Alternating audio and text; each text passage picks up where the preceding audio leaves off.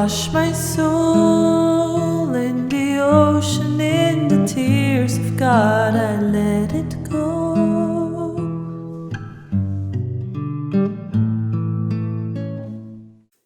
May 2022 video horoscopes with me, Lada from Astrolada.com. May is eclipse season. There will be some crises that are happening in our lives, some big reversals, but like with everything eclipses, those reversals can create powerful new opportunities in our lives.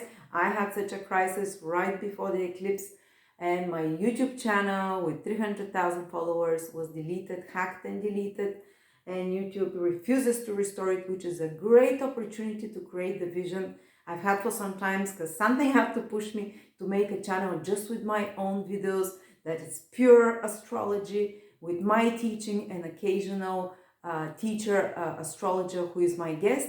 Plus, this pushed me to start an Astrolada streaming service, which we're in the process of creating, where you can access all the videos independent of any platforms and big players, as you can see how they can delete your life in a second if they want.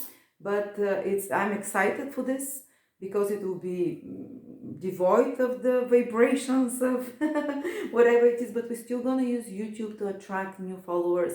And please subscribe to that YouTube channel if you're using YouTube or whatever you're watching, Facebook or Instagram. Follow me, and I'll be posting here. We'll restore some of the old videos as well, which is great, the tutorial videos, and I have new rubrics, new monthly exciting astrology projects that I'll be doing. And by the way, if you want to still join me on my course in May the 4th, it starts. It will be live for 6 weeks. I'll be teaching foundational astrology, how to interpret the natal charts, the techniques that are very simple but extremely insightful. There is an installment plan if you can't afford to pay it just once. So, new beginning. Let's begin with eclipse seasons. A lot of us will be having new beginnings. Please take it as opportunities, not just as crises. Gemini, Sun, Moon, or Rising, May 2022.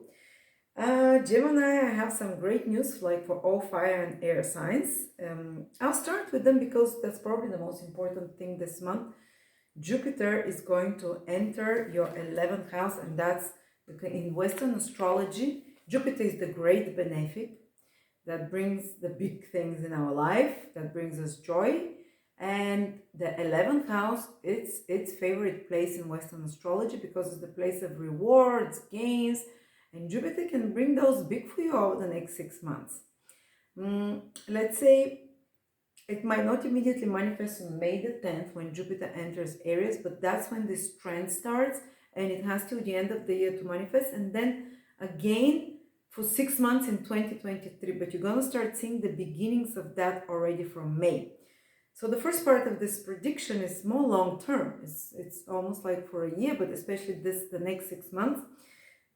What is it? Jupiter in your 11th house. On a very material level, when someone can become more gainful than normal.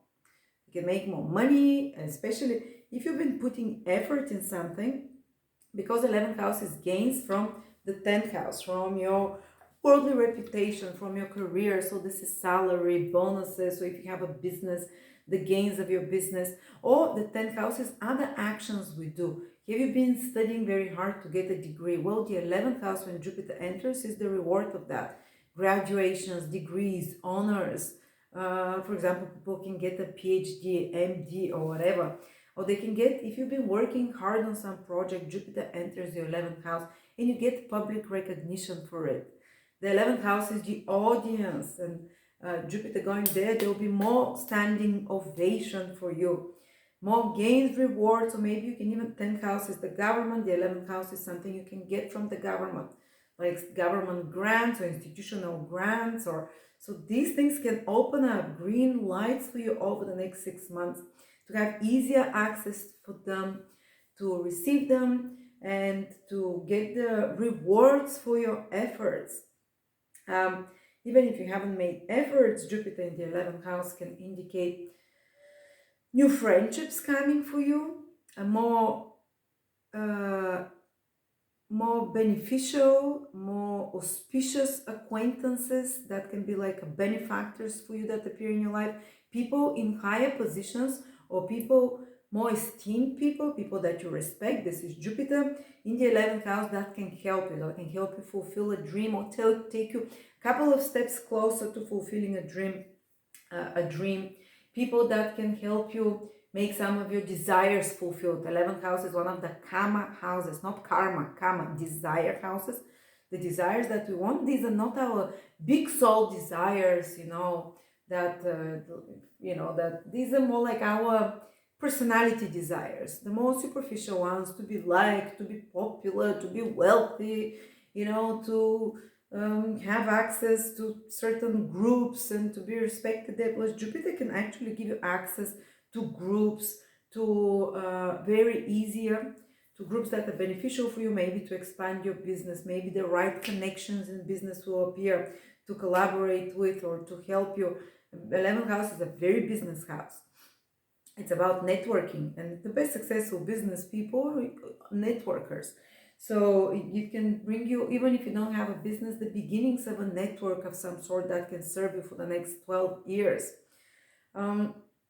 I remember when Jupiter was transiting my 11th house from the ascendant, I created this is when I made some of the most important business networking connections I did. I expanded my network, and you can expand your popularity if you're in social media. If you can gain a lot more followers, for example, when Jupiter is in the 11th house, more clients if you have business, more marketing outreach, for example, more gains as a consequence.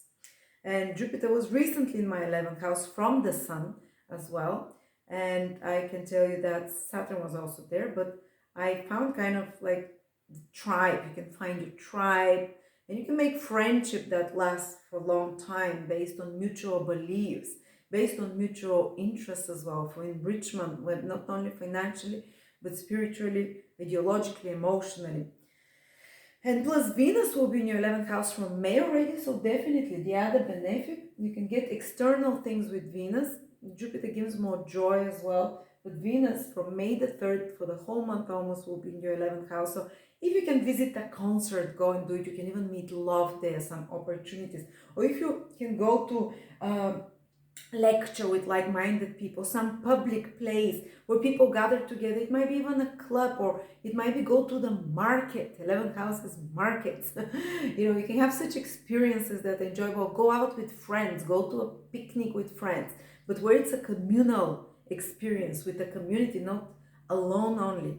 And these are the things that not only for May, but for 6 months will give you a lot of joy, becoming more social, and you're already a social sign, so you definitely, when Jupiter enters your sign now and Venus is there, you'd feel more like yourself, and there'll be some gentle support coming to you from like-minded people, from people that support, from fans, loved friends, clients. You'd feel you're supported by your community as a whole, and some of you might even start a business or start and find it easier. Maybe not immediately from May as well, but find it easier to start some business and do some goals towards first steps towards some dream of theirs.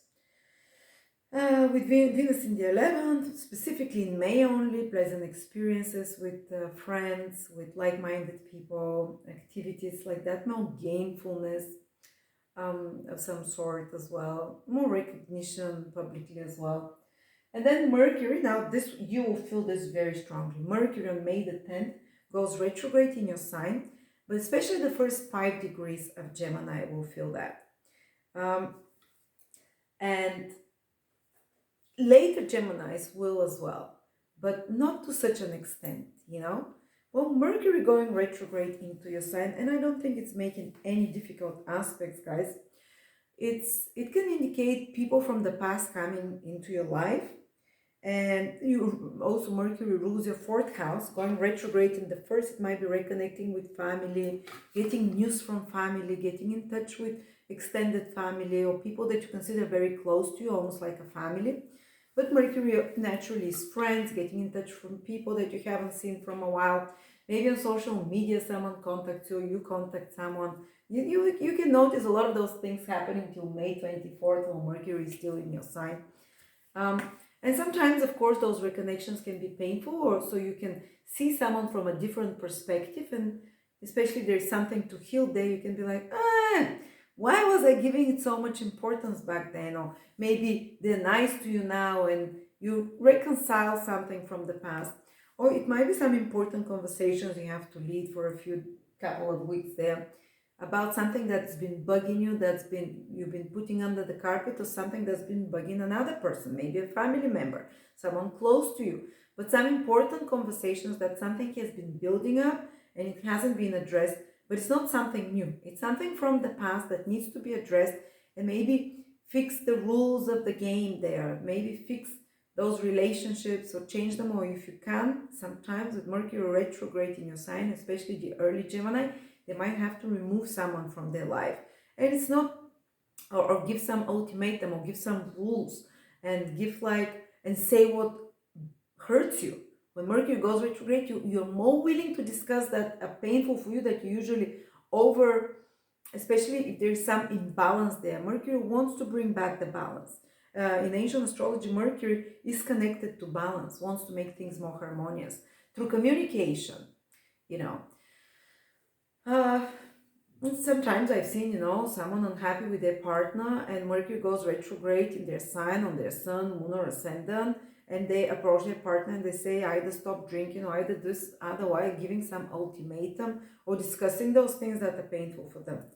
On another more light level, it can indicate also that you're working very hard using your mental skills. When a planet goes retrograde, it's much closer to Earth, so its energies are way more powerful. So in May, you're going to feel, even before Mercury goes retrograde in your sign, that you're required to do some important project, Mercurial, that requires you to use a lot of communication, writing, speaking, media, marketing, or communication, or meetings of some sort, anything that involves your skills or communication skills or social media, internet, and negotiations. Something might be put on hold. Some negotiations, some project that requires longer, requires editing, fixing. Something might be delayed for a little bit in May for you now, that you want to move with. Is it a contract? Is it a project? You might feel frustrated because of that, but it's only because you need to put extra effort in it, because there is a better way of doing it. You need to fix something, edit it, and it can come out much better at the end. Or maybe because it's not yet the timing, so it's being kind of slowed down for you. But don't worry, I usually, when Mercury has been retrograde in my ascendant sign, sometimes there's been crisis, very rarely, or my sun or moon sign. Usually it's about reconnecting with people from the past. Usually it's about completing some project, putting, editing, fixing, using a lot of concentrated power. Like maybe I'm doing some course and I need to really prepare, like I need to use 3 times more of my Mercury energy to be more careful, like like doing classes, preparations, fixing something, such kind of stuff. Okay, and then we talked about Jupiter in Aries. And we have an eclipse in Scorpio. It doesn't directly affect you, it's not making any aspect, but we have to address it. It's going to be in your 6th house because it's one of those ouch eclipses. It's square Saturn, the sign is Scorpio, and it's kind of the energies involved are a bit more difficult. And it's with the South Node eclipse, which is about endings, completions. I'm not saying for all Geminis this will happen, but some of you might recognize this.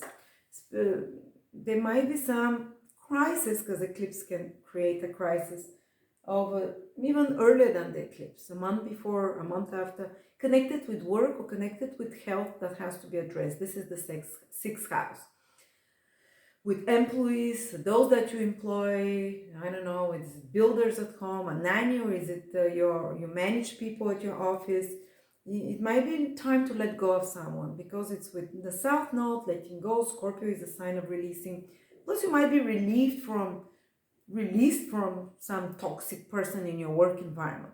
It might first escalate to toxic situation at work or with employees, and then it can be time to release it, or it can be time, or just some crisis that happens there, that you have to address and look at. It might be on a more positive level. It might be that there is just some work project that you're completing, that you're putting, a full moon is eclipse is about culmination, ending something, releasing it.